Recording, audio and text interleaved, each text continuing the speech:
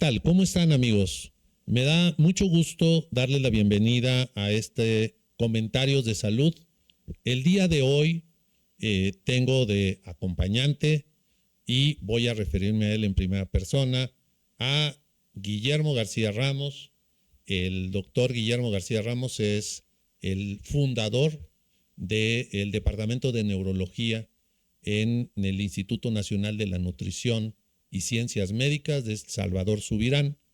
Y el día de hoy nos va a acompañar en una charla que vamos a tener junto con ustedes sobre un tema que a mí me llamó la atención y quisiera empezar poniendo el contexto. Hace una semana nos enteramos de el asesinato de un magnate en los Estados Unidos que dirigía una de las compañías de seguros más grandes de ese país. Este personaje fue ultimado al salir de un restaurante y las averiguaciones de la policía llevaron a la sospecha de un individuo que en apariencia había disparado 3 balas que tenían unas iniciales que correspondían al lema de la compañía de la aseguradora en cuestión. Y este personaje, en apariencia en algunas redes sociales, dio a conocer que la motivación de esto estaba relacionada con el mal servicio que había dado la aseguradora a la atención médica de su madre. Y por otro lado, que él mismo había sufrido de una enfermedad de la columna vertebral y que había recibido rechazos en los pagos, había recibido postergación de los servicios y esta situación le había provocado una enorme frustración. Esta historia termina en que este personaje está preso y que mucha gente se ha solidarizado con él a pesar de ser un criminal, apoyando con dinero para el apoyo de los gastos legales en su defensa, lo cuales han sido rechazados por su abogado.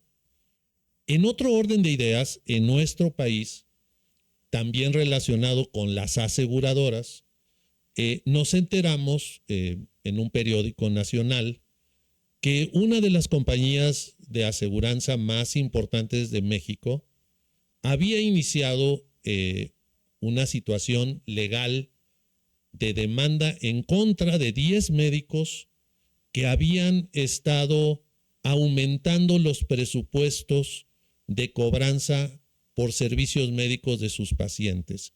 Y ellos argumentan que esto es un delito y además ellos acusan a los médicos de estar en contubernio con los pacientes para cobrar dinero extra. En ese orden de ideas invité al doctor Guillermo García Ramos para que platicáramos sus experiencias y compartiéramos con el público este servicio que dan las aseguradoras, cómo lo ve desde la práctica médica, cómo se ve desde una práctica de una institución pública, cuáles han sido sus experiencias. Y con esto le doy la bienvenida y le agradezco mucho la participación en esta mesa de café. Muchas gracias. ¿Sí hay audio? Muchas gracias, Raúl. Perdón, Saúl. El doctor Garza ha escogido un tema algo escabroso en su contenido, en las consecuencias, y quizá sería un intento muy idóneo hacer alguna recomendación para sufragar estos problemas que a veces surgen con las aseguradoras. Empezaré a decir que las aseguradoras tienen 2 áreas de funcionamiento, en la mayor parte en instituciones privadas, en consulta privada, y la minoría en hospitales de asistencia pública. De manera que ahí el alumno tiene mucho más conocimientos que el, entre comillas, su profesor, yo diría más bien su amigo. Las aseguradoras tienen algunos bemoles muy especiales. En mi entrenamiento de estos residentes que salen jóvenes neurólogos, me han comentado algunos datos que llamarían mucho la atención. Uno de ellos, que las aseguradoras procuran a estos jóvenes neurólogos para contratarlos y dar sus servicios a los asegurados. Y lo hacen con la idea y con la oferta de pagar sueldos pues muy inferiores que harían a unos neurólogos ya, vamos a decir, consagrados o ya con vasta experiencia en su vida profesional. Y obviamente pues es la aceptación. Y ahí viene uno de los primeros cuestionamientos. ¿Por qué ser diferente con un neurólogo joven, el cual tiene todo el tiempo, la capacidad, las ganas, la honestidad de atender bien al paciente, como lo haría un neurólogo con un vasto tiempo de ejercicio profesional? Ese es un aspecto que a mí me resulta difícil de entender, salvo que pues las aseguradoras tuvieran esa tendencia cuando yo creo que es un trato desigual, no deshonesto, pero sí desigual en un neurólogo recién formado y en uno que ya tiene años de ejercicio profesional. Las aseguradoras, por ejemplo, en el Instituto de Nutrición, quizás sea el 5% de la población que tienen ese beneficio. Y es interesante que la atención en una institución pública pues no es diferente en nada a una institución privada. Es decir, la calidad de atención profesional, neurológica, medicina interna o la que sea, pues no tiene ninguna variante. Y resulta que muchos de los profesores, por ejemplo, en caso mío de nutrición, al rato en la consulta privada son, entre comillas, la competencia de uno. Pero para eso uno los formó, para que puedan disfrutar lo que uno también nos otorgaron los maestros inicialmente. Y eso se cumple un principio en que el profesor, además de formar profesionalmente, pues debe intervenir en partes como su ejercicio profesional, y eso sería un aspecto ideal. Más o menos es lo que podría comentar sobre. Bien, déjenme poner en contexto algunas cifras. No tenemos cifras actualizadas, pero voy a utilizar las que da Conducef del año 2021-2022. Y ellos nos dicen, hay alrededor de 9 de cada 100 mexicanos que tienen un seguro de gastos médicos. Y de esos 9 de cada 100 mexicanos que tienen un seguro de gastos médicos, hay aproximadamente 15,000 reclamaciones por año en contra de las aseguradoras que llegan a la Conducef. Quiere decir que probablemente haya muchos más que no llegaron a esas instancias. Y de esos, la mayoría son reclamaciones a los seguros de auto. Pero hay aproximadamente 1,500 reclamaciones por año de malos servicios de las aseguradoras a sus asegurados en servicios de gastos médicos. Pero el dato que quiero resaltar es que solamente el 25% de esos 1,500 casos anuales, el veredicto de Conducef es a favor del paciente. Quiere decir que en el 75% de las ocasiones en donde existe una controversia en la atención de la aseguradora con un enfermo, la aseguradora tiene o sale con la razón de un juicio. De tal manera que, pues, lo que yo me preguntaría sería, ¿quién regula esto? O sea, ¿quién regula lo que la aseguradora está obligada a dar? ¿Quién regula que los usuarios de las aseguradoras entiendan claramente cuáles son los beneficios que deben de obtener? ¿O quién obliga a la aseguradora a cumplir con las normas que están en un contrato de servicios? Peor aún, ¿quién media entre los usuarios y las aseguradoras del costo que le va a asignar por ese servicio de aseguranza? Porque sabemos que cada 5 años el costo de la póliza que pagas, va a subir. Y pues evidentemente que hay una serie de estudios actuariales, pero nadie de los usuarios, de los pacientes, está dentro de ese proceso de decir cuánto te tienen que subir tu póliza. Entonces, hay una serie de situaciones en donde creo que hay una especie de indefensión cuando tú ya estás en la posición de que estás enfermo y que vas a usar tu póliza, y de que en muchas ocasiones el que te trate tu médico, el que te trate el médico que tiene años conociéndote, puede ser imposible, porque eso te puede subir muchísimo los gastos que vas a pagar en un hospital privado, ¿sí? Comparado con que si aceptas que te trate un médico de la red de aseguranza, que sabes que probablemente va a tener un ingreso mucho menor por ser parte de la red. Y a cambio de eso reciben la promesa de que van a recibir más pacientes. ¿Cuál sería su opinión de este contubernio que hay entre médicos que son ahora empleados de la aseguradora y que ahora ven a los pacientes como clientes en lugar de una relación tradicional médico-paciente? Sí, es un punto muy debatible de cuál sería la mejor manera de hacer un uso de las aseguradoras más conveniente a las dos partes, paciente y empresa.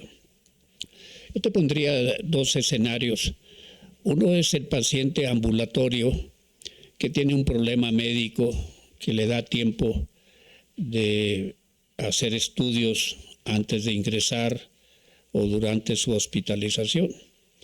Y el otro es la urgencia médica, que obviamente en esta instancia pues se tiene que resolver lo más pronto y mejor que se pueda.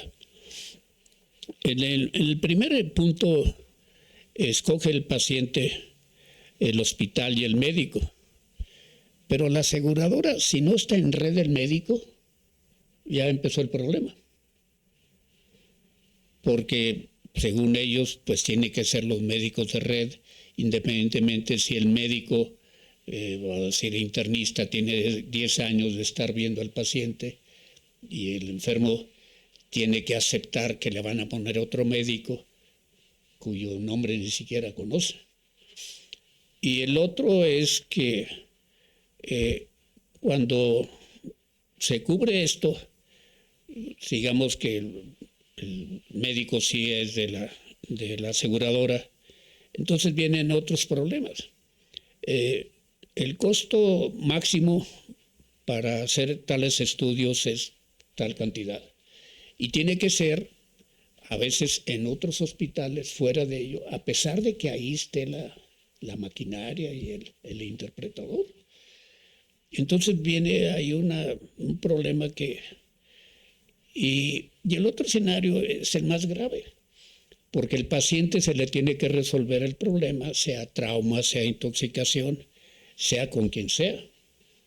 Y ahí no importa, afortunadamente ahí la aseguradora está consciente de que primero hay que salvar la vida, dejar las menos secuelas. Sin embargo, ya cuando viene, por ejemplo, si fue un interconsultante que escogió la familia o el médico, y si no está en el rol, pues el enfermo, el familiar tiene que pagar esas cosas. Y esto no es exclusivo en México, en todos sitios hay algunas conveniencias, pocas ventajas de tener una aseguradora que se pueda calificar como limpia, como honesta, como que la procuración de la atención sea al enfermo y no la caja de médicos o lo que tiene que pagar de coaseguro y todos estos problemas. De manera que no niego que hay muchas aseguradoras que dan cumplimiento moral, ético, económico, pero muchas de ellas tienen puntos adolescentes donde el interés no es como algunas otras muy decentes o de la mayor parte de los médicos, que la seguridad, la atención del enfermo y la economía, yo diría que también es un punto muy importante. Porque ¿qué tal si un enfermo que dura un mes en terapia intensiva y sale con una cuenta de millones de pesos por resolver y donde su máxima cobertura sean 600,000 pesos? Entonces ahí es un problema muy serio. Pues sí, de hecho, ese problema produce gastos catastróficos para la familia y en muchas ocasiones tienen que deshacerse de sus bienes. Pero la fórmula se puede complicar más, maestro, porque llegas a urgencias, tienes una póliza de seguros con una lista de médicos, pero el hospital privado al que llegas tiene unos médicos de guardia que tienen ciertos privilegios para atender a los pacientes de emergencia en ese hospital. Entonces, el fenómeno, el paciente queda entre la obligatoriedad de aceptar al médico que le asigne el hospital o entre aceptar o llamar al médico de la aseguradora, o que sea el médico que siempre me ha atendido y que ahora estoy en una urgencia y que yo quiero que sea él el que me trate. Uh-huh. Entonces, la verdad es que no hay ninguna reglamentación en esto. Y la verdad es que la familia en esas emergencias pues cruza por terrenos desconocidos y a veces con la cartera al mejor postor. Tristemente en una emergencia lo que tú quieres es resolver el problema de tu familia, ¿no? Claro. Tu familiar. Otra dificultad que existe es lo que pasa con el tiempo. ¿Qué sucede con los mayores de 60 años? Las pólizas se pagan en cientos de miles de pesos, porque la morbilidad de las personas que tienen más de 60 años, pues incluyen frecuentemente hipertensión, diabetes y otras cosas que van aumentando la probabilidad de tener un suceso mórbido a lo largo de los siguientes años. Entonces, ¿qué estamos viendo? Que las aseguradoras empiezan a subir de manera desproporcionada los costos de las pólizas y personas que habían tenido aseguranza durante muchos años empiezan a dejar de pagar las pólizas y quedan en indefensión en el peor momento de su vida, que es cuando tienen más probabilidades de enfermar. Entonces, este fenómeno tampoco está normatizado, ¿sí? Y no hay una regla que te diga los costos que deberías de pagar, como usted dice, en un acuerdo de beneficio entre pacientes y aseguradoras. Así es. Mi pensamiento sobre este problema es que hay situaciones, por ejemplo, un enfermo, como tú mencionas, de 60 años, que de repente le encuentran hipertensión, una glucemia de 140, antígeno prostático de 6.1. Y si esto no fue informado a la aseguradora, por alguna razón, no solamente si el problema prostático se vuelve a cáncer y no fue informado, la aseguradora en la mayor parte rechaza por no haber tenido la inteligencia o de haber informado. Antes parece que el tiempo pudiera venir. Quisiera hablar un poquito de un tema diferente a las aseguradoras y que son las llamadas dicotomías, que también se van a veces en las aseguradoras. Para dar una más o menos explicación en qué consiste, consiste en que un enfermo recurre a su médico y el médico a aseguradoras, y durante la entrevista pues se hace todo el diagnóstico, se hace todos los tratamientos y resulta que requiere una intervención quirúrgica y la aseguradora o el paciente escoge un cirujano y el cirujano escoge pues la mejor opción de terapéutica. Y ya en el cobro de honorarios, estén cubiertos o no por la aseguradora, hay una conveniencia pues muy reprobable éticamente, que es que el sueldo que se le paga, o los honorarios mejor dicho, se divide y se dan a otros médicos, y consiste eso en que el honorario, en lugar de ser destinado por un trabajo bien hecho, se tenga que repartir entre personas que a lo mejor ni figuraron. Mencionaba un ejemplo, que llega un paciente y me trae estudios de laboratorio de los cuales fueron solicitados, efectuados, y total lo reviso y bueno, pues, es compatible con tal o cual problema. Y el enfermo, ya al despedirse, dijo: doctor, la próxima, a ver si hay un laboratorio que no sea tan costoso. Pues sí, pero es lo primero que se me ocurrió, que podría ser, no por el costo, sino por eficiencia. Total, nos despedimos, ya se fue contento porque tenía algo que no era grave, pero no muy conforme con todo lo que había gastado. Y al despedirse, por cierto, doctor García Ramos, aquí le mandan esto. Era un sobre, y que lo abro, y era un cheque endosable por tal X cantidad de dinero. Y le digo: ¿y esto qué es? No, pues me dijeron que se lo diera a usted, que a ver si sigue mandando más pacientes. Dije: ah, caray, pero... ¿Sabe qué? Como era endosable, se lo firmé. Aquí están sus 2,000 o 3,000 pesos que le cobraron, y los abona a lo que le reditó ir a ese laboratorio. Contubernios que existen con laboratorios clínicos, contubernios que existen con personas que hacen intervenciones o que tienen equipos, o peor aún, hospitales que te cobran menos renta si utilizas más los servicios del hospital, o si tienes más ingresos de pacientes o más cirugías.